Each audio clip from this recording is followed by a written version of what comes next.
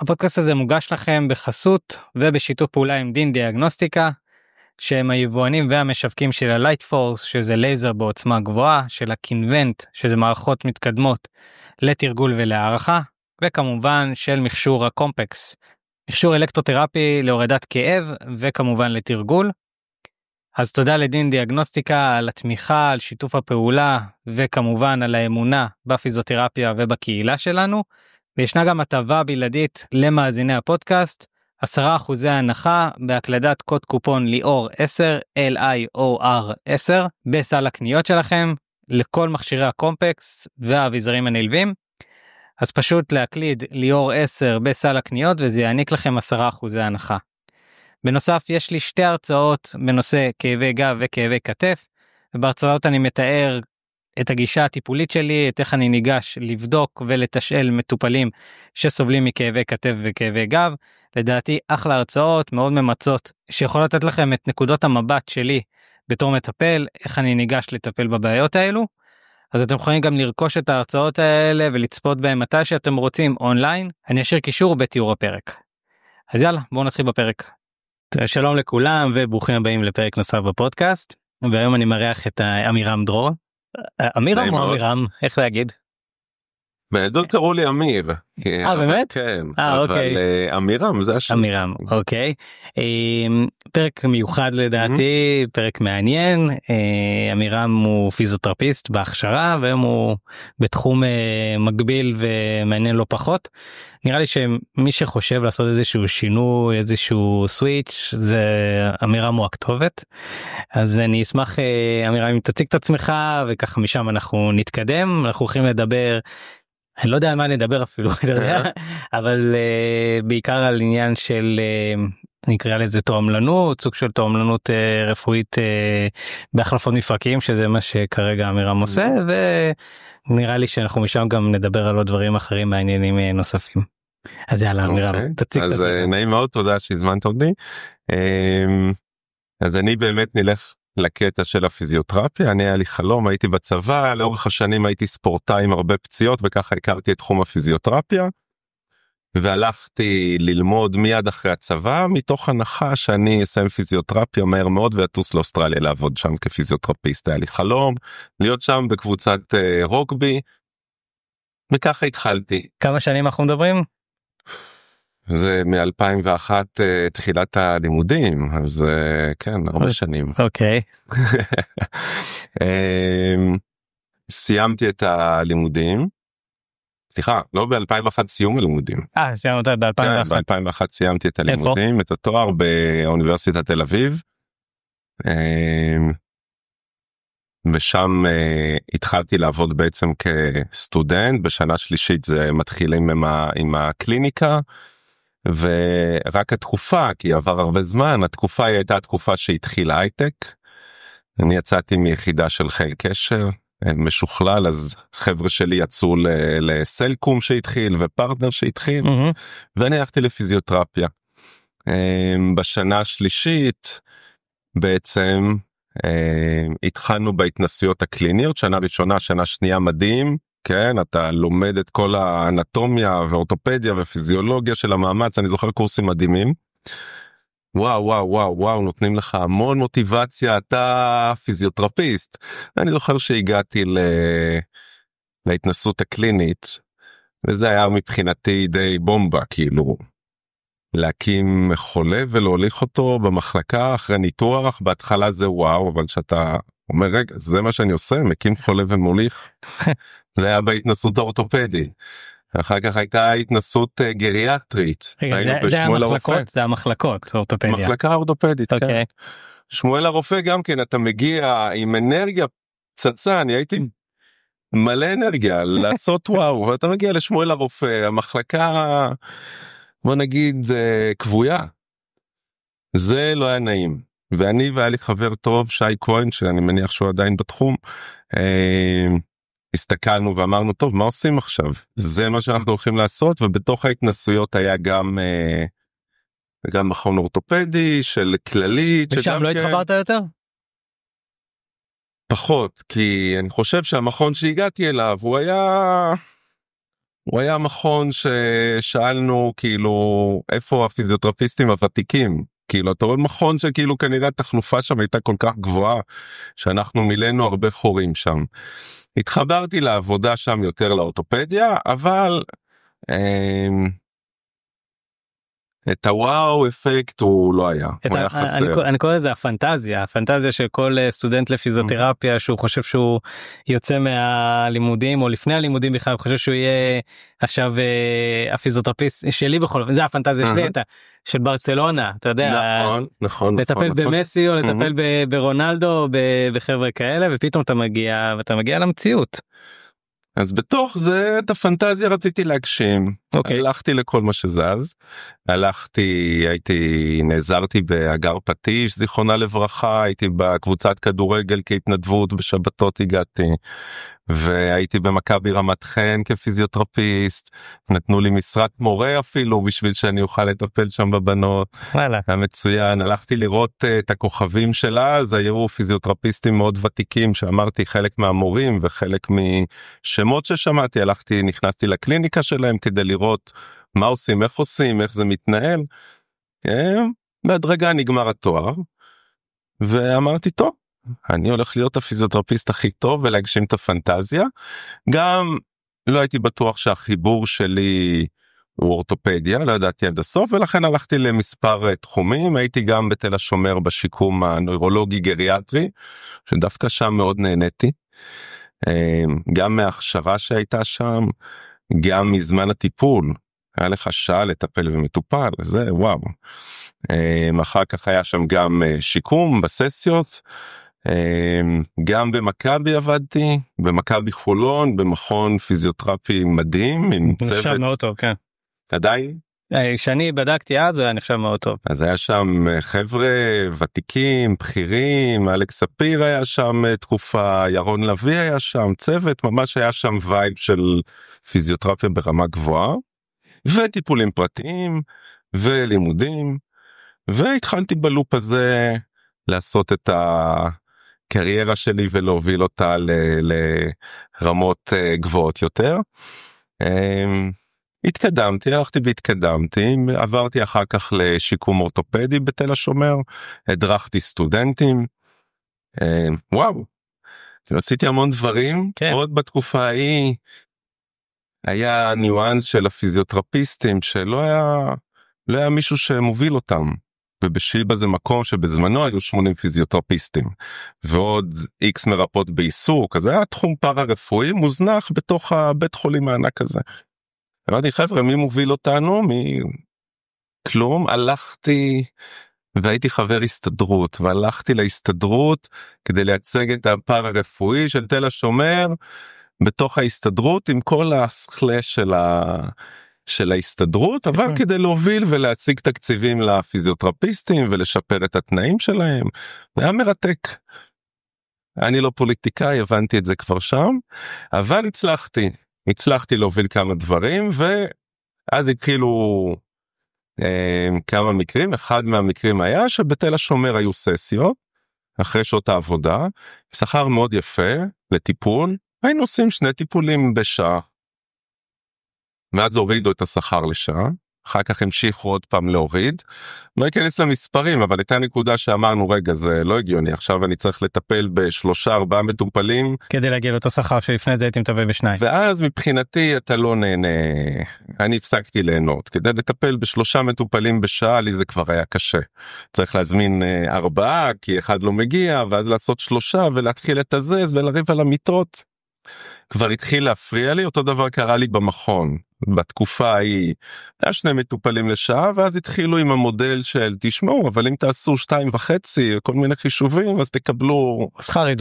שכר עידוד, וזה בסוף מרוויחים כסף, ואתה רוצה להרוויח כסף, ועליי זה השפיע לעלות, ואז חוסר סביעות מהקצב והאינטנסיביות שהייתה. אתה זוכר כמה זמן זה מהיום שסיימת שהתחילו כל השינויים האלה שהרגשת? זה באזור 2-3 שכבר הייתי בניסיון, הייתי כבר בהסתדרות, אני זוכר ממש שגיבשתי את כל הצוות של הפיזיותרפיסטים, אפילו ארגנתי טיול לים המלח, ואחר כך אמרתי להם, חבר'ה, תקשיבו, בדקתי, תל השומר, מרוויח כסף על כל טיפול.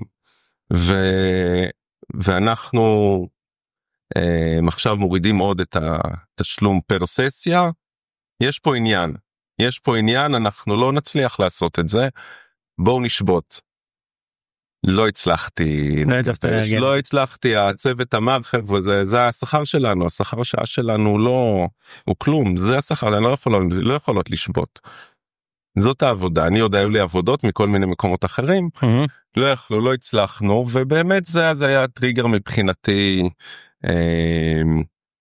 להתחיל לחפש משהו אחר. זה היה משהו שהיה לך קל לעשות? כאילו להתחיל לחפש משהו אחר, גם ברמה הטכנית וגם ברמה המנטלית, אתה יודע. נורא. נראה לי משבר רציני, משבר זהות אפילו. בוודאי, אני עדיין, אם שואלים אותי, כן, היום אני אומר סוכן, אבל עד לפני כמה שנים הייתי אומר פיזיותרפיסט. היום זה ברור שאני סוכן. אבל בעבר הלא רחוק זה היה פיזיותרפיסט, אני עדיין מרגיש פיזיותרפיסט, אני עדיין מחובר לפיזיותרפיה. עדיין שואלים אותך בחתונות שכואב להם אגב ומה אני יכול לעשות? היום יותר הברך שלי. כן, היום כבר הפסיקו. הבנתי אותי. אבל היום אם שואלים אותי ואני אומר חבר'ה אני כבר 20 שנה לא פיזיותרפיסט, עדיף שתשאלו מישהו שמבין, אז לא, לפעמים לא מקבלים את זה. כן. זאת הייתה, זה היו הרבה עניינים, כן, אחד מהם זה היה תגמול, דבר נוסף זה היה שבאתי למנהל שלי בזמן, אמרתי לו תשמע אני מתחיל תואר שני, אני מדריך סטודנטים, אני תכף אהיה אחראי פה אולי על המחלקה, אמר לאן זה הולך מבחינת שכר, שאני אבין איך זה ייראה עוד 5 שנים, הוא אמר לי תשמע תוסיף לך, לא זוכר בדיוק. מה הייתי קראת הזכוכית? שקל, תוסיף לך שקל, 2 שקלים לשעה, כל משהו לא רציני. ואמרתי רגע, אם זה המצב תמיד אני אוכל לחזור להיות פיזיותרפיסט, בוא ננסה לבדוק משהו אחר. הייתה לי חברה מהמשפחה שהיא למדה ביוטכנולוגיה, הלכה להיות אומלנות רפואית, שיווקה תרופות ואמרה לי תשמע מירם, אתה מתאים לזה, כדאי לך לנסות. אמרתי בוא ננסה, ניסיתי גריאטריה, הייתי 3 שנים בגריאטריה, כן, זה כאילו מי האמין עליי, הייתי בכל התחומים של האורתו ושל הפיזיותרפיה חוץ מהתפתחות הילד. אמרתי ננסה עוד תחום, הכל בסדר, ניסיתי לצאת, לא קיבלו אותי, אמרו אין לך ניסיון במחירות, ב2-3 חברות, אמרתי בסדר, ואז אמרו לי תצבור ניסיון במחירות תבוא. הקימו את אפוס, זה היה בחיתולים של אפוס, עם אבי ועמית, ממש הם עברו למכון בהרצליה, למכון שלהם עברו וחיפשו מישהו. אמרתי ננסה. מה, פיזיותרפיסט או? פיזיותרפיסט למכור את הנעליים שם לקליניקה, נכון, זה אבחונים ומחירה, אי אפשר להתעלם מזה. בסדר, שזה בסדר. והייתי שם מהראשונים, באתי, וואלה. התחלתי, נהניתי, גם מהשיווק, גם מהמחירה, גם מהצוות, גם מהתוצאות הקליניות, ממש הרגשתי שיש אחלה תוצאות קליניות, והרגשתי שאני מאוד כיף לי עם זה, מה גם שהיה שם שעה טיפול למטופל, היה ממש, זה היה בחיתולים בהתחלה, אני לא יודע איך זה היום. זה היה גם הייטק כזה, זה היה סוג של כאילו, כמה אווירה אני חושב. כן, ואתה מגיע למכון ויש פגישה והכל בשקט וברוגע, ואתה יכול להעביר את המסר שאתה רוצה להעביר, ואתה יכול לבדוק, ואתה יכול לעשות תיעוד, אתה יכול גם לבדוק לפני ואחרי. יכול לעשות ממש בדיקות. כן, זה אני אומר הייטק, זה היה ממש כאילו עם מחשב, מעבדת הליכה. כן, כן, כן. דרך אגב, אתה יודע, יש לי גם פרק עם עמית. דיברנו על זה? כן, כן. פרק שלם עם עמית, והוא סיפר על הדרך שלהם. אז אני גם בזמנו מאוד אהבתי, זה כבר שהתחלתי תואר שני,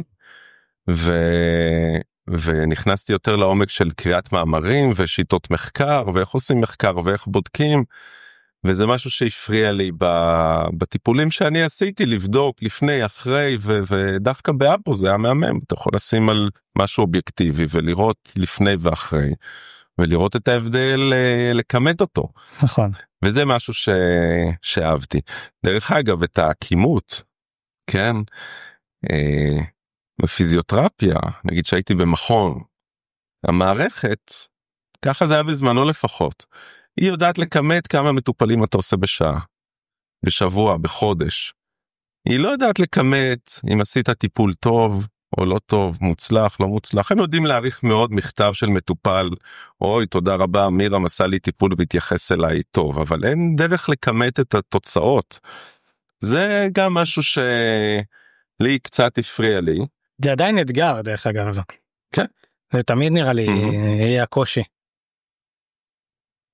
עכשיו אולי עם כל הטכנולוגיות החדשות אז אפשר לראות לפני ואחרי. אני עוד בזמנו זה היה בוא תלך ואני אמדוד ככה אתה הולך ומה הסטנס והכל, אבל תראה במכבי בזמנו שאני עבדתי אני חושב שכבר עכשיו אין, זה את הפוטו המפורסם, אתה מכיר? לא. כמו כזה שאלון רפואי ששואלים את המטופל, בסוף הוא נותן לך אפילו תוצאה אובייקטיבית ממספר, fear avoidance, כל מיני כאלה מדדים. אבל אף פעם זה לא הרגיש לי מספיק טוב, מספיק איכותי. גם הרבה פעמים ראיתי כזה מעין חוסר התאמה בין מה שהמטופל מציג ובין התוצאות שנתנו לו בפוטו. יכול להיות שבדיעבד באמת צדקתי, כי לראיה הם הפסיקו, אבל זה אתגר רציני של המערכת הציבורית וקופות החולים, שאיך לכמת סביעות רצון מטיפול. כן. באפוס, זה עוד בהתחלה. רואים. כמה מטופלים חזרו, כמה רכשו, כמה הגיעו בעקבות מישהו, יש מספרים. עכשיו זה נכון, זה עובר לצד אחר של סיילס, אבל יש תוצאות, אפשר לעשות מחקרים אובייקטיביים יחסית, ומאוד נהניתי מזה. מה שנהניתי מזה, הייתי באפוס 2 אני חושב, שהחברה כבר התחילה לגדול, הפרסומות, זה גדל, נהניתי מהשיווק, נהניתי מהמחירה, נהניתי מהצוות, אפילו הצלחתי לשם בזמנו להביא מהחבר'ה שלי לשם, ואז אמרתי טוב, צריך להתקדם ולגדול, ושם היה קצת צפוף עדיין מבחינת התפתחות, וניסיתי את מזלי, והגעתי לציוד רפואי, והפעם קיבלו אותי, והגעתי לחברה בזמנו שהצגה חברה מאוד מאוד גדולה, אמריקאית, וחברה שפה בארץ הפיצה את המוצרים שלה, והיא הייתה עדיין בחיתולים שלה ורצה להתפתח. איזה מוצרים זה היו? אלו היו? אני אוהב אורתופדיה. אני עדיין, תביא לי ספר אורתופדיה טוב, אני הולך וקורא אותו בשקיקה, מה שאני לא מצליח לעשות עם ספרות אחרת. אז זה הגנטיקה שלי, ככה, אני אוהב אורתופדיה, מאז ומתמיד. אז אני כיוונתי לאורתופדיה. לא היה אכפת לי ללכת לנוירולוגיה, נוירוכירורגיה כדי לצבור את הניסיון, אבל לא תעניין אורתופדיה, עניין אותי מאחורי הקלעים, או יותר נכון בחדר ניתוח מה קורה, והפעילות שם. ממש כיוונתי לשם, מצא הגורל, הגעתי לחברה שמכרה מנועים, מסורים ומקדחות לאורתופדים. מהמם, יופי, קיבלו אותי, זה נקרא סוכן של ציוד רפואי. אוקיי, תפקיד החברה. זה לא תועמלן? או שזה תועמלן זה יותר בהקשר של תרופות, או שיש גם... אני חושב שאפשר לחלק את זה, כן, לא, תועמלנות רפואית, זה מישהו שמתעסק עם תרופות, עם מרשמים, אפילו אולי עם ציוד שיש לך פה למשל בקליניקה, אוקיי, וציוד רפואי, זה יותר לכיוון של איפה שיש ציוד רפואי. חדר ניתוח קרי מקדחות, משתלים. יכול להיות שנגיד סוכנים של ציוד רפואי גם בפקס, מי שמשווק לך אולטרסאונד וגלים קצרים וכל המכשירים. ציוד רפואי. עכשיו בתוך התחום תועמלנות אני חושב שיותר יוגדר כתרופות. מחוץ לחדר ניתוח, מחוץ לקליניקה. וציוד רפואי. ציוד שמשתמשים בו, ציוד יכול להיות לקליניקות, יכול להיות לחדר ניתוח, גם סוכנים יש גם של CT ו-MRI, כן. אני מאוד אהבתי ועדיין אוהב את הציוד האורתופדי שנמצא בחדר ניתוח, כל המערך שמגיע כדי לעזור לרופא לעשות את הניתוח שלו כמו שהוא רוצה. אז הגעתי לחברה הזאת, מכרו מנועים ומקדחות, מנועים כן מסורים, מקדחות לניתוחים, וככה התחלתי את הקריירה שלי, נחשפתי לתחום הזה, נחשפתי לפעילות, נחשפתי לרופאים, ומאוד התחברתי. התחברתי, וזה מבחינת הסוכן, קודם כל לתנועה ולדינמיות. אתה לא מגיע בבוקר למשרד ויוצא ב5, אלא אתה מגיע פעם אחת לבית חולים כרמל, פעם לשיבא, פעם לוולפסון, פעם לסורוקה, פעם לצפת, לפי האזורים שלך, לפי הרצון שלך, לפי הפוטנציאל שלך או ההזדמנויות שלך. מאוד אהבתי את זה. אבל פתאום אין לך מטופלים, זה לא כאילו, זה פתאום אתה בא ואתה צריך להתנהל בצורה אחרת לגמרי, לא? קודם כל אין מטופלים, ואני מאוד נהניתי, לטוב ולרע. קודם כל זה היה אחד הכיפים, וזה סיפוק אדיר לטפל במטופל ולעזור לו. סיפוק אדיר. לי אישית, שזה היה 3 מטופלים, 5 מטופלים ביום, זה היה מדהים. שזה היה 30 מטופלים ביום, זה העיק עליי. סוכן, ציוד רפואי, רואה ביום, טוב, 3 רופאים, עוד 2 אחים, עוד איש רכש אחד. זאת אומרת, יש לו זמן להתמודד, להיפגש, לתכנן, לעבוד, עושה עוד ניתוח 1, 2, זה מאוד דינמי. אז מבחינת המטופלים, בשורה התחתונה, בגלל שהיו כאלה כמויות מטופלים בעבודה שלי כפיזיותרפיסט, אני לא יכול להגיד שנהניתי מזה. לא נהניתי. העובדה שיכול להגיע לך מטופל, כמו שאתה טיפלת בי עכשיו, שבאמת סבלתי מהכתף, לא הכרתי אותך, ולא הצלחתי, ובזכותך אני חוזר לחיים, ליהנות מהחיים, זה אושר עילאי. היום אין לי אותו, אני את הסיפוק שלי, אני מעביר לכך שאני בזכותי, אורתופדים, מצליחים לעשות ניתוחים טובים. זה בגלל שאני יכול לעזור להם בחדר ניתוח, או בגלל שהצוות שלי עוזר להם בחדר ניתוח, בזכות זה שאני מביא מוצרים מתקדמים, אז לי יש את הסיפוק שלי היום, אני לוקח אותו ממקומות אחרים. אבל האושר של לטפל במטופל שרוצה לחזור לפעילות, והיום זה אין לי. זה לא. אבל אני אומר, טוב, אני חלק מהצוות הרפואי, ואני עוזר להם. אתה מחשיב את עצמך כחלק מצוות רפואי לחלוטין. בוודאי, בוודאי. אני היום העבודה שלי, וזה של רוב הסוכנים ככה, מתחלקת לתמיכה בניתוח. יש ניתוח, אני מגיע לחדר ניתוח, יש המון ציוד לניתוח, ודיברת על החלפת ברך או החלפת ירח, בוודאי ניתוחים חוזרים או רוויזיות של ניתוחים כאלה.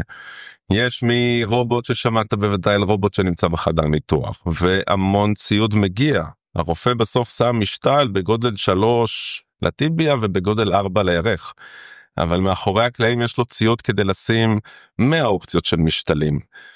זה המון מכשירים, המון משתלים שנמצאים מאחורי הקלעים, יכולת גם לדאוג שזה יגיע לחדר ניתוח, גם שישלמו על השתלים האלה, הרכש, גם שהצוות הרפואי ידע מה לעשות איתם, ואם הוא לא יודע, אני מגיע לחדר ניתוח, נכנס לחדר ניתוח, פה בארץ לסוכן אסור לגעת בציוד, אז הוא לא יכול להיות סטרילי, זאת אומרת הרופא הוא סטרילי, ואחות או האח הם סטרילים, אני נמצא מאחורי השולחנות, ועוזר להם, להוביל את הניתוח. לניתוח יש בדרך כלל 10, 15, 20 שלבים.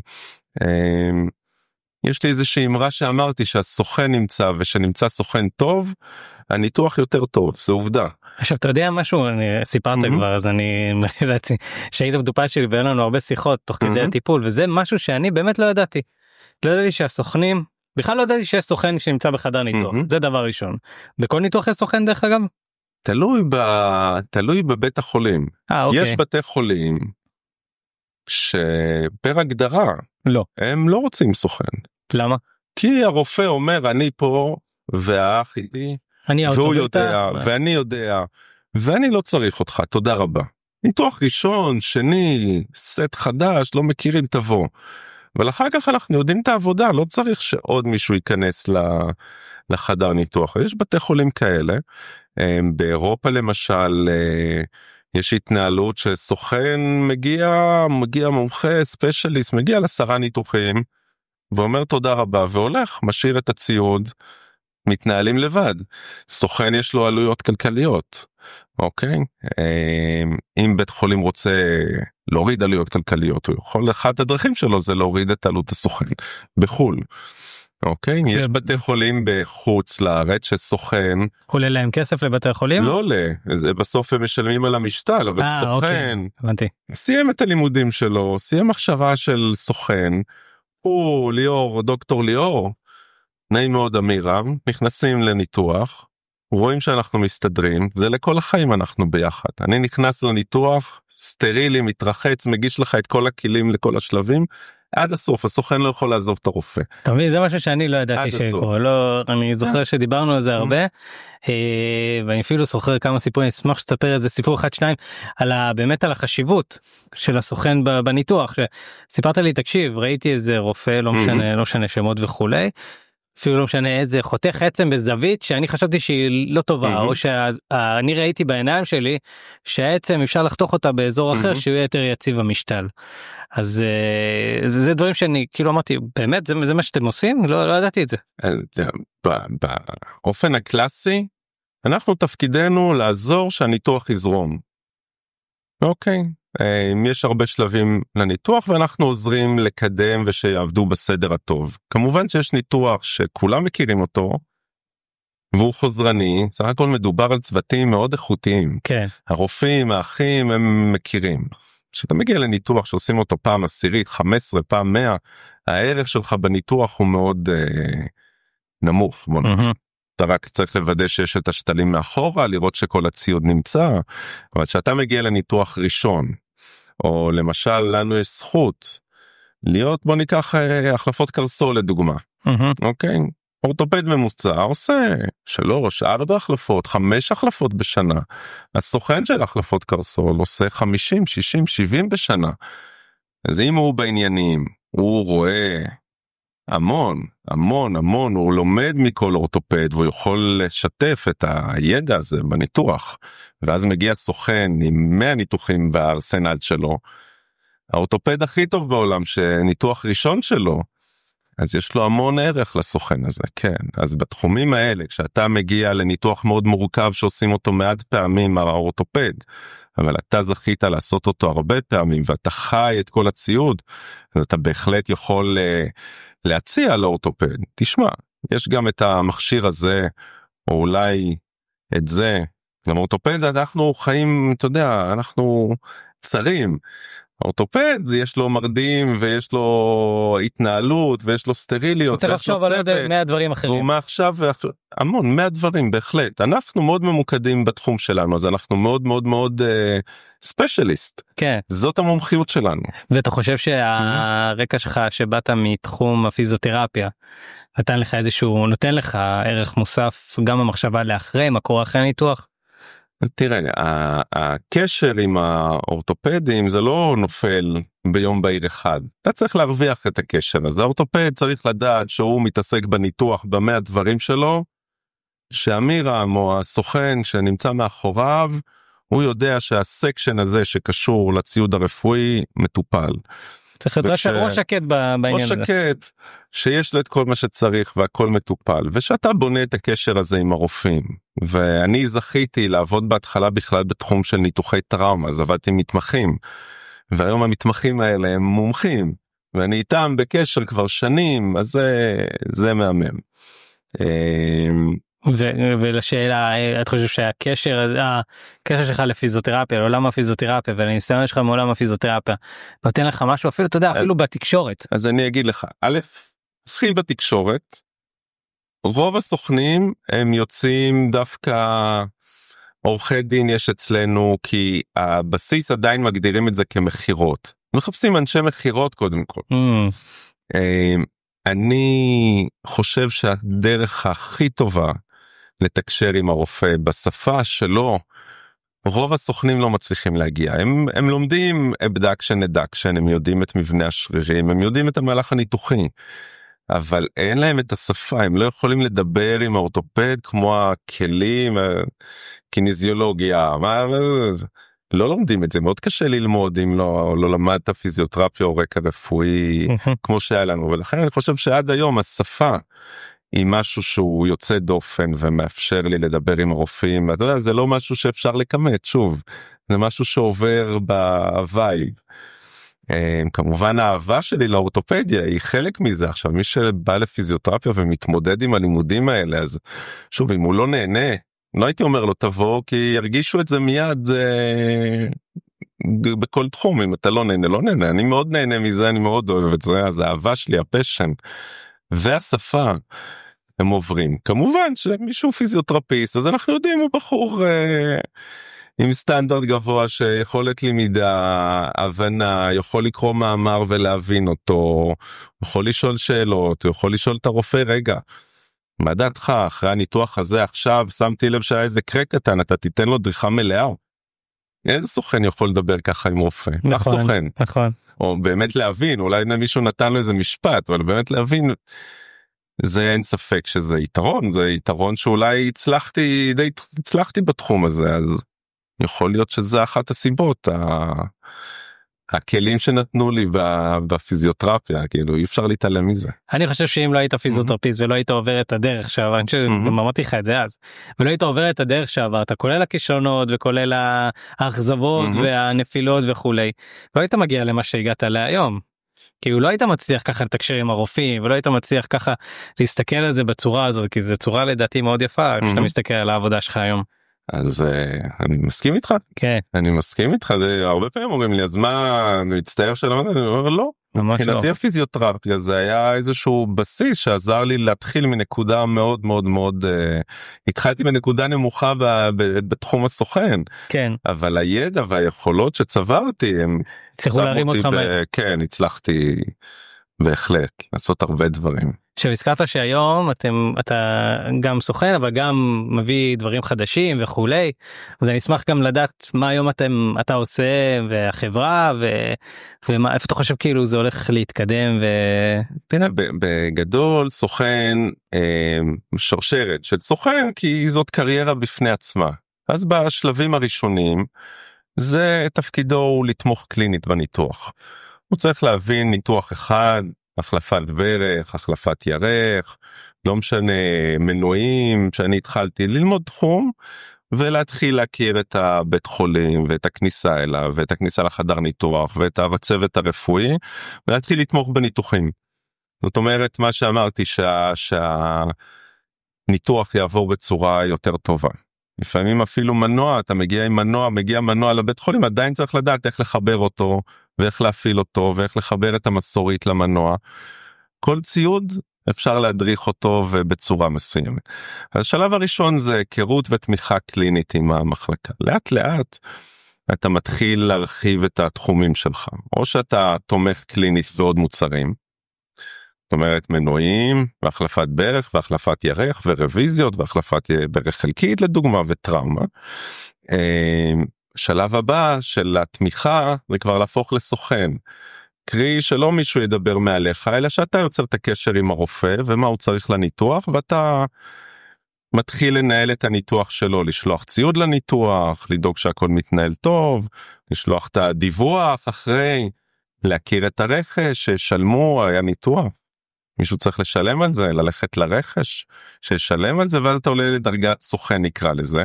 בדרך כלל לסוכן יש לו טריטוריה של תחומים, ושל מנתחים או של בתי חולים שלו.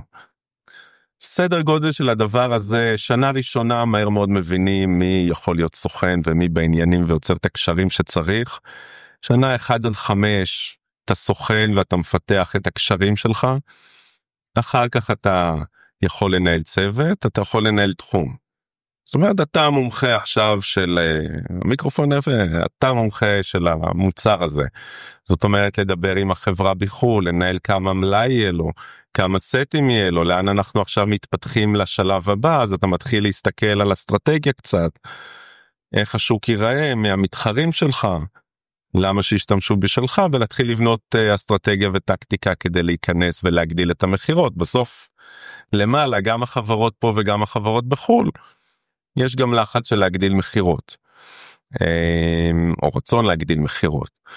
אז זה בשנה החמישית בערך, רביעית, חמישית, שישית, אתה מתחיל לנהל את התחום, אם אתה טוב ואמביציוזי והחברה מאפשרת לך, אז אתה לוקח עוד תחום ועוד תחום, ואני התחלתי בתחום של מנועים, ולקחתי תחום של טראומה, ובתוך הטראומה התחלנו עם מסמרי PFN, ואז הגדלנו לדיסטל רדיוס, ואז לפלטות של פרוקסימל טיביה ופמור, ופלטות לקרסול ומסמר לקיבוע קרסול, וכך זה הלך וגדל. כל אלה פרויקטים שכאילו אתה לקחת ואמרת אני... פרויקט, אני הובלתי אותם הרבה פעמים ביחד עם צוות, כשאתה מגיע להיקף מסוים של מחירות, אז מאפשרים לך להביא מנהל, או מתחתיך שיהיה אחראי, ואז הוא אחראי על התחום, ואתם בונים ביחד את האסטרטגיה, והוא כבר הולך, ואתה כבר הולך להביא למשל מוצרים חדשים, או חברות חדשות, צריך להיות חזק בתחום. ואתה הולך לכנסים, וכבר משהו... הולך לכנסים, והכנסים זה חלק אינטגרלי מהעבודה. הנה עכשיו בעבודה, עכשיו יש אצלנו תומך קליני חדש, הנה הוא טס פעם ראשונה לקורס עם רופא, ירגיש מה זה רופא, ידבר איתו, יראה מה זה קורס, יחווה הכשרה מרופאים, לא ממני. וואו, מהמם, זה שלב ראשוני. יש קורס של הכשרה קלינית של רופא, יש קורסים כלליים, בכלל להבין לאן השוק הולך, יש כנסים ענקיים ששם אתה מגיע ונחשף לכל החברות שיש בעולם, ואתה עובר עם הידע שלך ואומר וואו, עוד לא הביאו את הדבר הזה, מה זה, זה גאוני, זה הרבה יותר טוב ממה שיש היום. ואז אתה בונה השקה חדשה של מוצר בשוק. אני זכיתי, באמת זכיתי. היה בו תחום שלם של מסמרי PFN, שהיו עושים פלטות בכלל. ואני זכיתי, זה לא רק אני, כי היה לי מנהל, הצגנו חברה, והשוק אפשר להשיק בכלל מסמרי PFN, שהיום אני חושב, אלפי מטופלים ששוברים צוואר ירך עדיין שמים להם את המסמר הזה. לפני 6 שנים השיקו רובוט בעולם להחלפות מפרקים, אף אחד לא האמין שבארץ עם הלחצים הכלכליים והכל יצליחו להשיק פה רובוט להחלפות מפרקים. עכשיו זה לא אני לא המצאתי את הרובוט, היה במקרה לחברה רובוט, הבעלים של החברה שעבדתי בה, רמי דולברג, הצלחתי לשכנע אותו שזה יהיה וואו, וביחד עברנו פה בשוק, ועם דוקטור בנקוביץ' השקנו רובוט להחלפות מפרקים. פה לפני 6 שנים לא היה רובוט, היום כמעט אין דבר כזה החלפת ברך ללא רובוט. אז כן, בהחלט זה חלק מאוד מאתגר ומעניין בעבודה הזאת. גם היום יש רובוט להחלפות ברך, אתה כמעט לא שומע על החלפת כתף עם רובוט, או החלפת ירך עם רובוט, או החלפת קרסול עם רובוט. זה עכשיו חלק זה הדבר הבא, תפקיד שלי, אני לא יודע אם זה הדבר הבא, אבל עכשיו כל מה שאנחנו עושים, אני והצוות שלי ביחד, זה לבנות מערכים כדי להשיק את הדברים האלה. זה מהמם. עכשיו, אם פעם הייתי מטפל במטופל, היום אני מצליח להשפיע דרך המנתחים או מערכות שלמות שהם עושים מאות ניתוחים ממוצרים שאנחנו משיקים ומשווקים. זה מהמם. עכשיו אני הולך לשאול אותך שאלה שנראה לי שאיך קשה לענות עליה, ואתה כל כך כאילו פרו, ואני אומר איפה הקשיים להיות סוכן, או איפה אצלך ואיפה נראה לך בכללי. אני יכול להגיד לך איפה אצלי זה יכול להיות קשה. כל העניין הכלכלי הוא תמיד אתה יודע, אתה מכיר אותי כבר, דיברנו על זה הרבה, הוא הקושי. כל באמת המטרה, אני משער שיש לכם יעדים כלכליים ויעדים מחירתיים, ואז למצוא את האיזון הזה בין באמת הצורך לבין היעדים, ושם נראה לי יש איזשהו קושי, הלחצים מסביב, כי זה לחצים לא של מערכות בריאות כלליות וציבוריות, זה כבר חברות פרטיות שצריכות בסופו של דבר להרוויח כסף. נכון, נכון. אני אומר, זה הכל ביחד. איפה אצלי? אני מעניינתי לדעת איפה אצלך. קודם כל נתחיל בזה שיש מנהלים ואתה עובד, ואין מה לעשות, לא כל אחד קם כל יום ואומר איזה כיף, ופתאום אתה חוזר הביתה והרופא שלך, ההוא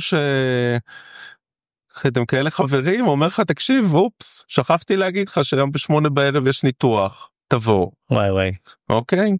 אז זה קושי אחד.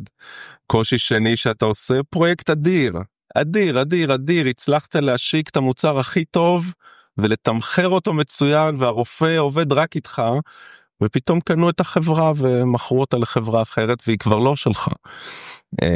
אז בוודאי שיש קושי.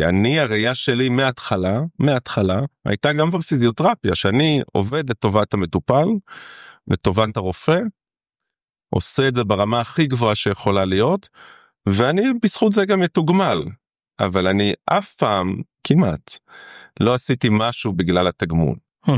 ב-99% מהמקרים זאת הייתה פעילות טהורה, לשפר את איכות המטופל, לשפר את איכות חייו, להקל על האורתופד, להקל על המערך הרפואי.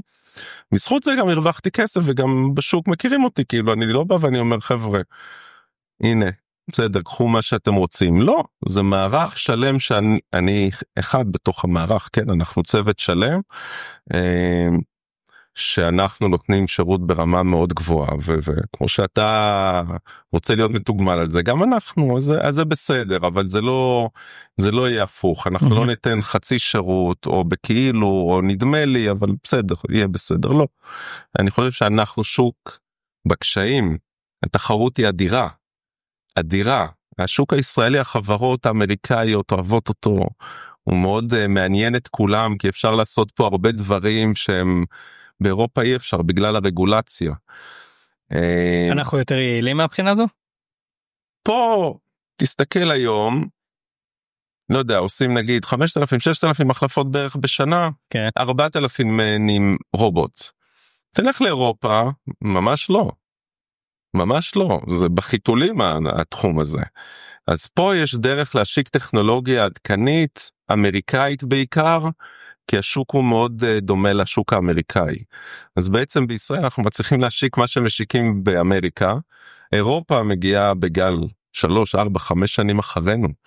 אז השוק פה מאוד מעניין, כי הוא כאילו אירופאי, אמריקאי, טכנולוגיות מתקדמים, אז שוק מאוד תחרותי. אם אתה לא תהיה הכי טוב, בכל השרשרת שדיברנו, עם המוצר הכי טוב או הכי מתקדם, עם שירות ברמה מאוד גבוהה, עם יחסים בין אישיים מאוד גבוהים, עם התמודדות עם ההתקלות של שעות, ניתוחים וזה, אז אתה לא תצליח. ומה השלב הבא מבחינתך? כאילו לאן אתה היית מכאן שואף להגיע? אני הגעתי בתחום שלי, הגעתי לא אגיד עם תקרת זכוכית, אבל זה אני מומחה. היה לי שלב לפני כמה שנים שאמרתי, טוב, עשיתי הכל כבר באורתופדיה, בוא נלך לתחום אחר. אז המנכ"לים, בעלים של חברות אמרו לי, תשמע מירם, אתה מומחה אורתופדיה, כאילו אחלה אתה, אבל לקרדיו כנראה לא תלך. לא שווה לנו שאתה תבוא אלינו לקרדיו עם הדרישות שלך, כי זה כמו הכשרה מהקלה. כן, אתה צריך ללמוד את זה. אז פחות אני בתחום אורתופדי, זה התחום שלי. הצלחתי למשל לעבור חברה, היום אנחנו מייצגים את זימר ביומט, יש רוב החברות בשוק, הן עסקים פרטיים, של חברות שהקימו חברה והלכה וגדלה ומייצגים כל מיני חברות. היום אני דווקא עובד בחברה שהיא זימר ביומט, היא חברה אמריקאית, ואנחנו נציגים של החברה. מעניין.